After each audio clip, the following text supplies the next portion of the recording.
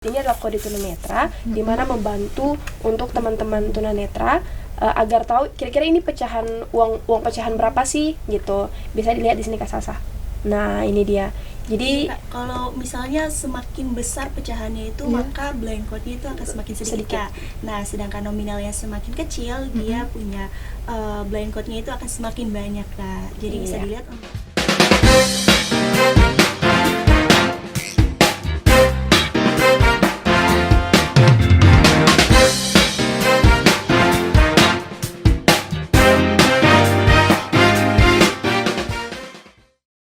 Ratu kembali lagi dengan saya Salsabila Wali di Ngoceh Ngobrol Cerdas bareng Harmoni TV. Oke sahabat Ngoceh yang ada di rumah, kali ini kita kedatangan dua bintang tamu kita yang gak kalah menarik dan Masya Allah cantik-cantik banget loh dari komunitas Genbi. Kita langsung aja sapa dua bintang tamu kita nih. Halo Kak. Halo Kak Salsa. Boleh dong sapa sahabat Ngocehnya yang ada di rumah. Halo Sobat Ngoceh semua. Sobat Ngoceh. Oke, boleh tahu Kak, biasa kan dipanggil dengan Kanio. Kalau nama aslinya siapa? Perkenalkan Sobat Ngoceh sekalian, nama saya Nio Rika Memoni Harapon, biasa dipanggil Nio seperti yang tadi Kak Salsa Halo bilang. Kak, ini Perkenalkan, nama aku Raida Istiqomah Ismail, biasa dipanggil Isti. Oke. Itu Kak Salsa. Boleh dong menjelaskan profil singkat dari Kanio sama Kak Isti? Boleh banget Kak. Boleh Kak Salsa. Untuk profil diri ya? Iya, profil Iya. diri. Mungkin tadi namanya udah. Perkenalkan sekali lagi saya Nio, tempat tanggal lahir di Manado 29 Agustus 2002. Untuk jurusannya jurusan Teknologi Hasil Perikanan di Fakultas Perikanan dan Ilmu Kelautan Universitas Patimura Ambon. Kalau Kak Isti? Perkenalkan lagi, aku Raida Istiqomah. Kak Salsa bisa panggil Isti. Aku lahir di Ambon 29 Maret 2001. Aku mahasiswa akuntansi dari Universitas Patimura. Kebetulan udah masuk semester akhir nih Kak. Masya Allah, aku saja baru semester 6 loh. Terus aktivitas kesehariannya apa saja? Di rumah maupun di Genbi? Aku dulu ya Kak. Iya. Mungkin kalau aktivitas keseharian akhir-akhir ini lagi fokus untuk transisi ya Isti. Jadi kita udah mau turun ke pengurusannya, mau demisioner, jadi transisi dari kepengurusan yang lama ke kepengurusan yang baru karena sekarang udah ada pembukaan untuk beasiswa yang baru. Itu mungkin. Kalau Kak Isti? Kalau aku karena kita udah mahasiswa akhir nih Kak, jadi kita lagi tempur-tempurnya sama tugas-tugas akhir gitu Kak. Terus kalau di rumah mungkin karena aku suka kucing, aku punya kucing di rumah, jadi aku suka main gitu sama kucing. Kalau aku fobia sama kucing. Wah, iya, anaknya fobia banget. Padahal lucu loh Kak. Iya, sumpah. Terus kalau profesi Kak Nio sama Kak Isti di Genbi itu apa? Profesi? Untuk jabatannya ya Kak? Iya, jabatan. Untuk aku sendiri jabatannya Ketua Umum Wilayah Genbi Maluku Kak. Kalau Kak Isti? Kalau aku sendiri sebagai sekretaris umum Kak. Jadi bisa dibilang kita sebagai amplop dan perangko gitu Kak. Oke. Sahabat ngeceng ada di rumah, mungkin itu tadi penjelasan profil singkat dari Kak Nio sama Kak Isti sama profesi mereka. Kita langsung aja ke pertanyaan intinya. Boleh dong Kak Nio sama Kak Isti menjelaskan apa sih itu Genbi? Ya, mungkin aku jelasin dulu ya. Boleh. Sebelumnya apa sih itu Genbi? Jadi Genbi itu adalah generasi baru Indonesia. Kami ini adalah komunitas penerima beasiswa Bank Indonesia, Kak. Jadi mungkin aku langsung jelasin ya sebelumnya kenapa sampai ada beasiswa Bank Indonesia. Jadi di Bank Indonesia sendiri Kak Salsa ada beberapa departemen. Salah satunya departemen komunikasi. Nah di departemen komunikasi itu ada yang namanya divisi PSBI Program Sosial Bank Indonesia dan divisi hubungan stakeholder. Di divisi itu ada 3 pilar. Pilar yang ketiga itu mengembangkan SDM yang unggul Kak. Jadi di Genbi sendiri pemberian beasiswa dari Bank Indonesia tidak semata-mata hanya secara finansial, misalnya kita ditunjang tunjangan hidup, tunjangan pendidikan, tapi lebih fokus ke pengembangan SDM yang unggul itu Kak. Gitu. Kalau untuk Kak Isti sendiri? Nah, aku tambahin ya Kak. Jadi sesuai yang tadi udah jelaskan, jadi kita tuh kalau penerima beasiswa Bank Indonesia, kita akan otomatis masuk atau gabung dalam komunitas generasi baru Indonesia atau Genbi itu sendiri Kak. Nah, kita karena tujuannya itu untuk meningkatkan sumber daya manusia yang lebih unggul Kak. Jadi kita sebagai mahasiswa itu bertujuan untuk membuat sumber daya manusia yang lebih unggul lagi Kak. Nah, kita itu punya 3 misi Kak. Initiate, act, share, and inspire. Jadi kita memulai, bertindak, berbagi, dan juga menginspirasi Kak. Jadi apa yang kita lakukan itu bisa berdampak positif dan memberikan inspirasi. Nah, ada juga 3 pilar dari Genbi itu Kak. Ada frontliner, terus agent of change, kemudian ada future leader juga Kak. Yang kemudian akan membuat bertujuan untuk membuat mahasiswa itu sendiri akan menjadi pemimpin yang lebih unggul lagi ke depan dalam segala bidang gitu Kak. Gitu ya. Oke, terus kita langsung ke pertanyaan yang berikutnya. Kira-kira program apa saja yang dijalankan oleh Genbi? Program? Untuk programnya Kak. Iya. Jadi sebelumnya aku jelasin dulu ya. Jadi Genbi Wilayah Maluku Kak ada beberapa komisariat. Jadi kita langsung di bawah kantor perwakilan wilayah Bank Indonesia Provinsi Maluku, karena ada beberapa komisariat dalam wilayah Maluku. Untuk itu kan dibentuk kita kepengurusan wilayah. Tetapi di bawah itu atau di dalamnya itu ada komisariat-komisariat untuk yang sudah menjalankan PKS atau perjanjian kerjasama dengan Bank Indonesia. Itu ada 3 universitas. Universitas Kristen Indonesia Maluku, Universitas Patimura, dan juga IAIN. Ya berarti untuk di Maluku itu cuma 3. Iya, cuma 3 Kak. Untuk perguruan tinggi. Ada juga SMA 7 sama SMA 5, tapi memang SMK mohon maaf, tapi belum tergabung di Genbi Kak. Nah, untuk program kerjanya tadi sudah disebutkan, mungkin ada komisariat, jadi ada program kerja komisariat, ada juga program kerja wilayah. Langsung aku sebutin aja Kak untuk program kerjanya. Iya. Oke, jadi untuk program kerja wilayah kita memang ada beberapa program kerja Kak. Iya. Untuk program kerja yang pertama kemarin itu untuk mengawali kita itu apa ya? Semarak 77 Genbi Maluku. Genbi. Jadi di dalamnya itu ada beberapa program juga kegiatan di dalamnya. Jadi 17 Agustus itu kita melaksanakan beberapa kegiatan. Kira-kira kegiatan apa saja tuh? Ya, untuk kegiatannya mungkin tadi udah disebutin oleh Isti, kita ada 3 pilar kan Kak. Untuk frontliner, dimana kita juga garda terdepan Bank Indonesia, kemudian agent of change, dan future leader. Untuk itu beberapa kegiatannya itu mengacu dari hal itu. Untuk 17 Agustus itu yang mendukung pilar frontliner kita Kak, kita ada program Yuk Kenalan Dengan Rupiah. Jadi karena baru masuk untuk penerima beasiswa yang baru, jadi kita membentuk beberapa tim sesuai dengan pecahan uang rupiah. Terus dijelaskan kira-kira apa sih yang diketahui tentang pecahan uang rupiah tersebut. Kemudian yang kedua ada Alhamdulillah banget Kak, untuk program-program yang kita jalani itu ada banyak Kak. Selain yang tadi dari wilayah, ada juga komisariat. Nah, di Genbi sendiri itu Kak ada 5 divisi Kak. Ada divisi BI Corner Education, ada divisi Kominfo, divisi Kewirausahaan, divisi apa lagi ya? Kominfo, divisi kreativitas dan seni dan kreativitas. Nah, kita menjalankan beberapa program sesuai dengan divisi. Jadi masing-masing divisi tersebut akan menjalankan program yang sesuai dengan divisi tersebut. Maaf Kak, tadi kelupaan divisi lingkungan hidup Kak. Nah, kita menjalankan beberapa program, diantaranya itu dari Universitas Patimura ada Gebas Kak. Jadi kita menjaga lingkungan, kita melihat lingkungan itu lagi. Kemudian ada kita melihat talent-talent yang ada pada Genbi itu sendiri. Nah, jadi dari divisi seni dan kreativitas mereka menjalankan program tersebut. Kemudian ada kemudian ada program dari UKIM juga Kak. Kalau disebutin satu-satu banyak banget Kak. Dari kan tadi kan ada 5 divisi itu. Kira-kira dari kelima divisi itu divisi apa sih yang lebih kayak untuk membuat program-program? Mungkin boleh. Sebenarnya sih merata aja sih Kak. Kira-kira apa sih yang diperlukan? Nah, untuk beberapa divisi itu memang di tahun ini 2022 maksudnya 2022 Kak Salsa. Iya, 2022 kita lebih fokus ke lingkungan Kak. Makanya mungkin divisi lingkungan programnya tuh lebih rutin. Untuk divisi lingkungan. Jadi di masing-masing komisariat ada program rutin untuk kasih bersih pantai, penanaman mangrove dan sebagainya. Jadi ada program yang lebih dikhususkan untuk divisi lingkungan hidup itu sendiri Kak untuk tahun ini. Intinya program yang kita buat itu Kak berdampak bukan hanya untuk Genbi tapi juga untuk masyarakat sekitar kita Kak. Terutama untuk masyarakat Maluku ya. Iya benar banget. Kadang ada juga Genbi Batanam dari IAIN, kita juga buat teman-teman yang lain membuat program tuh bukan hanya berdampak untuk kita sendiri tapi dari Genbi untuk masyarakat juga Kak. Masya Allah. Terus ini kan ada 3 konsep paham rupiah, yakni transaksi, berbelanja, berhemat.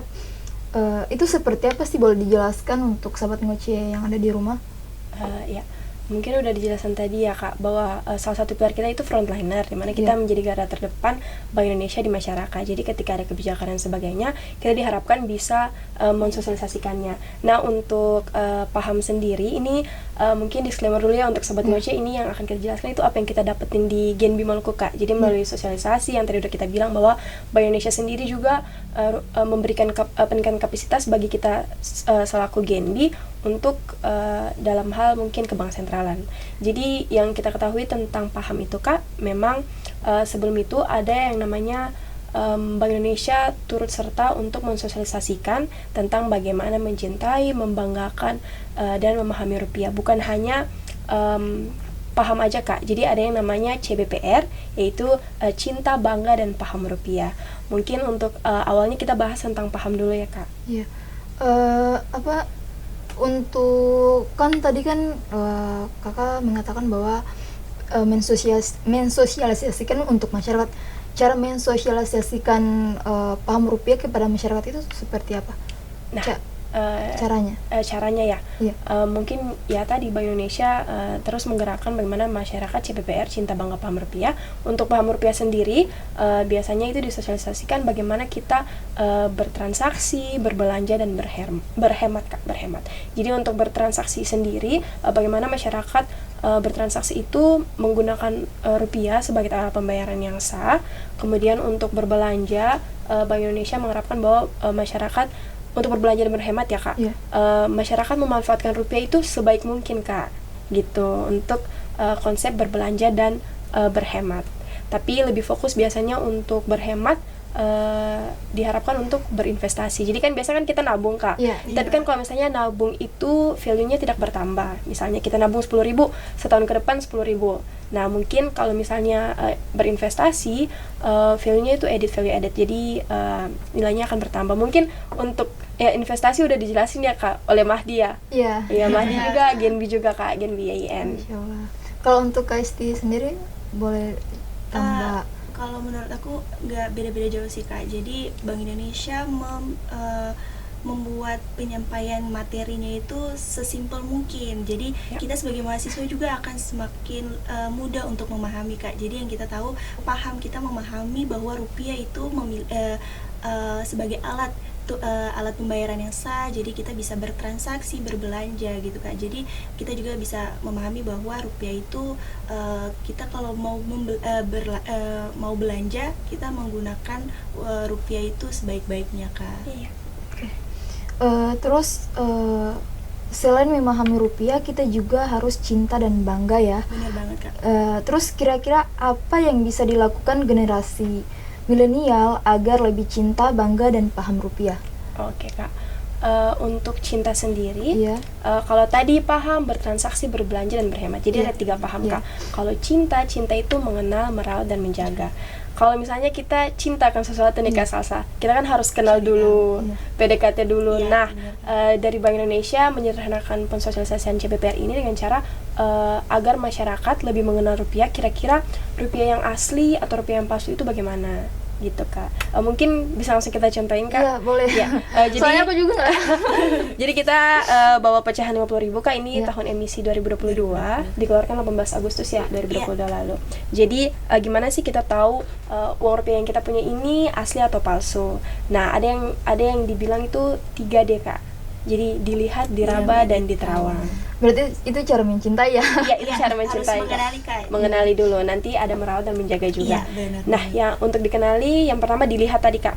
Kita lihat kalau misalnya uang pecahannya itu asli, warnanya pasti lebih terang dan lebih jelas. Betul kan Kak? Biasanya kalau uang palsu kan mungkin agak lebih pudar, gitu, agak pudar kayak uang mainan gitu ya. Iya, betul Kak. Tapi kalau misalnya rupiahnya palsu, tadi yang udah dibilang warnanya terang dan jelas. Kemudian yang kedua kita lihat di sini ada di sebelah sini Kak, ada benang pengaman. Benang pengaman. Terus benang pengaman ini tentunya ini teknik cetakan khusus untuk mencegah agar terjadi kecurangan atau pencetakan uang palsu gitu Kak. Ada benang pengaman di sini. Kemudian di sini juga ada kayak logo Bank Indonesia Kak, yang dia kalau kalau kita lihat seperti ini kayak agak berubah warna ya Kak. Iya. Ya gitu. Itu pertama untuk dilihat Kak. Kemudian yang kedua diraba. Jadi ada beberapa bagian di uang kertas yang asli itu ketika kita raba itu agak kasar. agak terasa kasar Kak. Di sini mungkin di gambar pahlawannya agak lebih kasar, terus di lambang di sini juga kasar, dan juga di nominalnya itu agak terasa kasar. Kemudian yang selanjutnya Sobat Ngoce itu diterawang.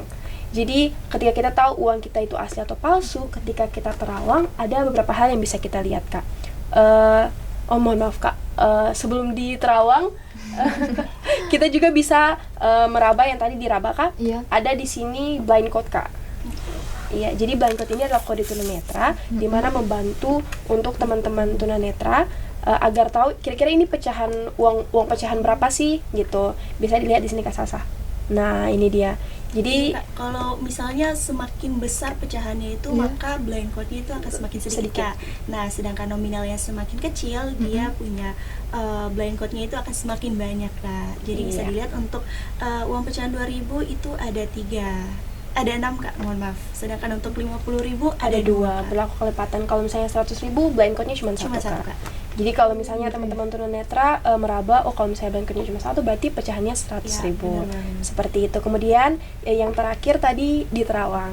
Jadi diterawang itu ketika kita lihat di bawah cahaya Kak, di sini kan ada gambar pahlawannya. Ini juga ada ya Kak. Kalau misalnya kita terawang, di sini ada watermark Kak, atau tanda air, ada pahlawan juga gitu Kak. Bisa dilihat kan Kak. Kemudian yang kedua, apa sih yang diterawang? Bisa dilihat Kak, di sini ada seperti gambar abstrak ya Kak. Jadi di sisi sini ada, di sisi sini juga ada. Tetapi ketika kita terawang, sebenarnya ini merupakan recto verso Kak, atau gambar saling isi.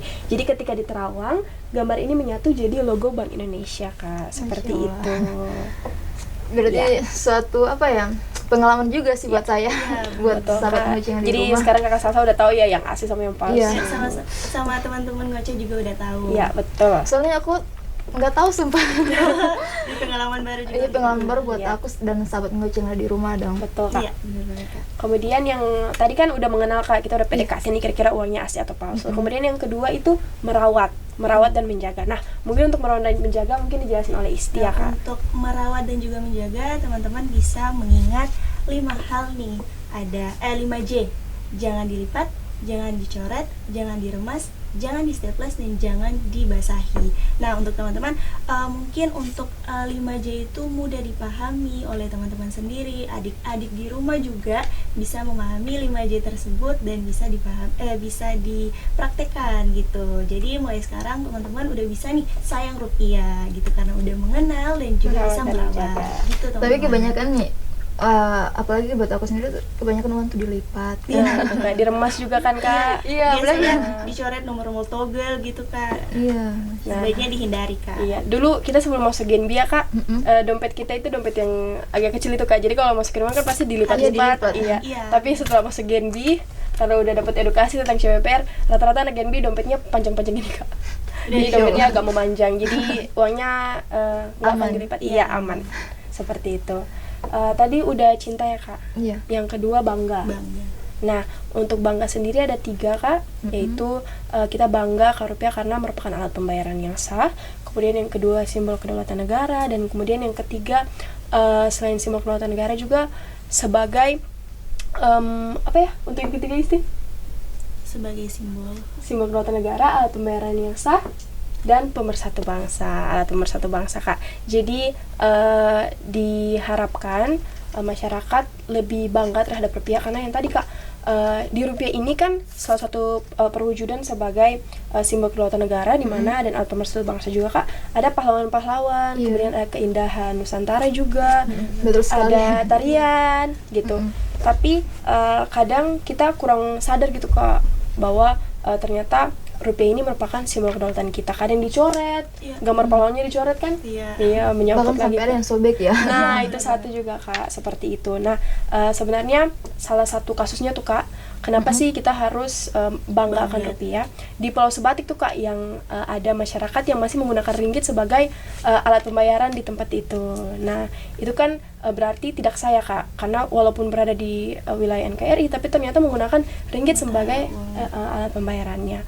Nah untuk itu ini keren banget Kak. Jadi ada ekspedisi yang dilakukan oleh Bank Indonesia, namanya ekspedisi rupiah berdaulat. Jadi Bank Indonesia bekerja sama dengan Angkatan Laut, terus pergi ke daerah 3T Kak. Jadi daerah 3T terdepan, terluar dan terpencil, di mana di daerah-daerah ini Bank Indonesia membawa kan sosialisasi tentang CPPR itu sendiri, kemudian juga membuka loket-loket penukaran uang agar kasus yang di Sebatik ini tidak terjadi gitu Kak, seperti itu. Masya Allah, keren juga ya. Iya Kak. Aku lihat Kakak tertarik banget nih sama uang baru. Nih, kalau misalnya teman-teman sama Kakak Salsa mau menukarkan uang ini, nah Bank Indonesia itu membuat program kas keliling. Nah, untuk teman-teman yang mau menukarkan uang baru ini ya untuk emisi tahun 2022 bisa menukarkan pada kas keliling. Boleh cek nih di Instagram Bank Indonesia Maluku. Kebetulan di hari Senin untuk tanggal 10 kalau tidak salah bisa menukarkan uang mau uang yang baru atau uang yang mungkin udah robek, udah rusak, itu boleh ditukar Kak. Gitu. Kira-kira kalau untuk uang yang udah sobek, yang udah rusak nih, itu kan pasti ada persyaratannya kan? Iya, benar. Dalam satu lembar uang itu kira-kira uangnya yang udah nggak terbentuk kayak gimana sih yang udah nggak bisa ditukar gitu? Nah Kak, kebetulan untuk proses penukarannya itu teman-teman sama Kakak Salsa bisa mengakses di pintar .pi.co.id. Ya. Nah di situ mungkin bisa melihat syarat-syaratnya lebih juga jelas kan? lagi. Ya, untuk lebih jelasnya, untuk lokasinya juga bisa dicek di situ Kak. Tapi yang pasti mungkin uangnya masih sedikit utuh ya Kak, biar bisa dilihat mungkin ada nomor serinya di sini. Kalau tidak salah itu 2/3 Kak, jadi kayak uangnya masih 2/3 itu masih bisa ditukar. ditukarkan Kak. Tapi mungkin lebih lanjutnya, kalaupun ada kesalahan dalam penyampaian mungkin langsung dicek aja di layanan kas kelilingnya Kak. Kemarin kalau nggak salah ya Kak, di satu tempat di Maluku, jadi dia nyimpan uangnya di warungnya kan? Iya, benar. Nyimpan di warung, dan ternyata warungnya itu kebakaran Kak, padahal uang yang ada di sana kalau nggak salah sekitar 50 juta Kak, semuanya terbakar. Tapi puji Tuhan ketika ditukar di Bank Indonesia ternyata masih bisa diselamatkan untuk beberapa pecahan uang tersebut gitu. Walaupun nggak utuh ya? Iya, walaupun nggak utuh, mungkin ada persyaratannya yang bisa dilihat nanti Kak. Oke, kita langsung aja nih di pertanyaan yang terakhir. Bagaimana tips yang dapat diberikan kepada generasi milenial tentang lebih memahami rupiah? Oke. Tips untuk mungkin buat sahabat-sahabat ngoci di rumah. Mungkin langsung tips dari kita berdua aja ya digabungin. Jadi yang pertama tentunya bertransaksi. Sebenarnya Bank Indonesia sekarang lagi gencar-gencarnya Kak mensosialisasikan untuk kita lebih go di kita. Jadi kita tahu bahwa perkembangan zaman sekarang kan kebanyakan transaksi dilakukan secara digital. Nah jadi Bank Indonesia lagi mendorong nih, yuk anak generasi milenial atau Gen Z kita transaksinya pakai digital. Tapi untuk mendukung hal itu tentunya juga Bank Indonesia mendukung dengan infrastruktur sistem pembayaran seperti apa KRIS dan BIFS. Untuk KRIS sendiri merupakan itu merupakan barcode yang bisa memudahkan kita untuk bertransaksi Kak, karena keuntungan kita menggunakan KRIS itu Kak bisa diingat cuma Kak, cepat, mudah, murah, dan handal. Karena ketika kita menggunakan KRIS kan biasanya kita nih takut dapat uang kembalian yang mungkin palsu atau kekurangan gitu Kak. Jadi ketika kita menggunakan KRIS itu kendala-kendala seperti itu tidak kita alami gitu. Karena KRIS itu udah distandarisasi Kak. Misalnya Kakak Salsa punya PJSP atau penyelenggara jasa sistem pembayarannya OVO nih, tapi QR code yang disediakan oleh merchant misalnya GoPay. Nah, itu kan agak sulit Kak untuk membayar. Nah, tapi ketika pakai KRIS, di mana Bank Indonesia menstandarisasi barcode, jadi segala jenis PJSP yang Kakak Salsa punya atau teman-teman sobat GoCe punya itu bisa di-scan gitu Kak. Itu untuk jadi KRIS. Satu barcode bisa digunakan untuk semua. Itu KRIS tuh sejenis aplikasi atau? Bukan Kak, itu barcode Kak. Bisa, oh iya. sorry emang nggak tahu. Betul, Kak. Jadi KRIS itu bukan aplikasi teman-teman sobat GoCe, jadi cuman standarisasi QR code-nya aja Kak. Oke. Gitu.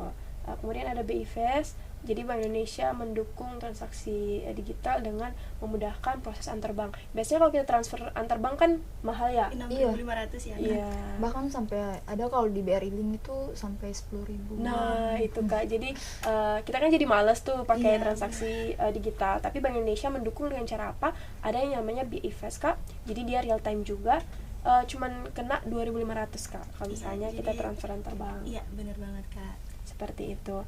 Nah itu mungkin untuk teman-teman generasi milenial atau sobat ngoci yang di rumah, mungkin setelah ini akan lebih menggunakan transaksi non tunai dalam bertransaksi, tapi tentunya ya menggunakan rupiah itu Kak. Kemudian yang kedua, berbelanja. Kalau berbelanja sendiri Kak, yang bisa diberikan untuk sobat ngoci sekalian, yaitu ketika berbelanja kan berarti kita memanfaatkan uang yang kita punya dengan sebaik mungkin dengan cara ya berbelanja. Kita berbelanja dengan cara apa?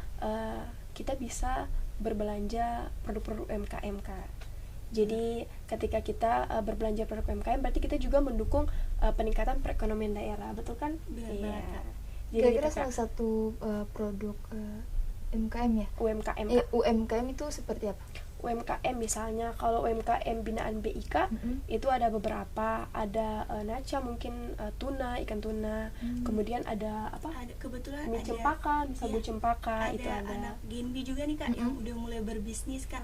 Contoh produknya itu ada Galina Snack Kak. Jadi Iya. yang biasa mungkin Kakak bisa temuin di sekitar Selain sini Kak. iya. Iya. Keripik pisang. Iya, keripik pisang Kak gitu. Gitu. Masya Allah banget ya. Iya. Kemudian yang terakhir berhemat Kak. Mungkin untuk berhemat tipsnya sobat ngoceh sekalian boleh nonton di podcastnya bareng Mahdia. Iya. Nah, tentang Investasi. investasi. Mungkin itu Kak dari kita. Oke, Ya. terima kasih ya Kak Nia sama Ya, Kak. sama-sama, Kak Kak Salsa. Salsa. Terima kasih juga untuk Untuk tim Sobat Ngoceh Ngoceh. yang udah undang kita ke sini. Terima kasih banyak. Terima kasih. Kak Iya, Salsa. terima kasih juga.